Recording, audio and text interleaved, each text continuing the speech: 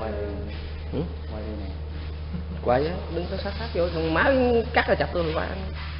Đó, quay là thôi thì ra.